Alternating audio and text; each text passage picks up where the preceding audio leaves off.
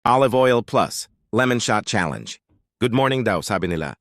Inom ka raw ng olive oil at lemon shot para maging Korean skin, yung parang glass, glowing, fresh na fresh.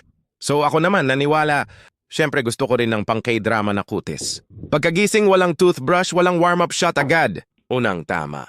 Yung lemon, grabe, parang sinampal buong pagkatao ko. Asim na may kasamang life realization.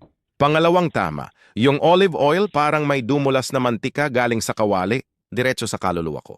Combo effect, kumunot no ako bigla, napapikit ako na parang nagdadasal. Napatanong ako, Lord, para ba talaga to sa skin? For 5 seconds, wala akong maramdaman kundi pagsisisi. Akala ko magiging glass skin ako, pero naging crumpled paper face muna ako sa sobrang reaction. After 1 minute, nakatayo ako, tahimik. Nagre-reflect sa desisyon ko sa buhay. Final verdict, healthy, mukhang oo. Effective? Tignan natin after 30 days. Masarap? Wag na tayong magplastikan. Lesson learned. Hindi lahat ng pampaganda. Masarap. Pero sige, bukas ulit. Kasi umaasa pa rin ako sa Korean Glow,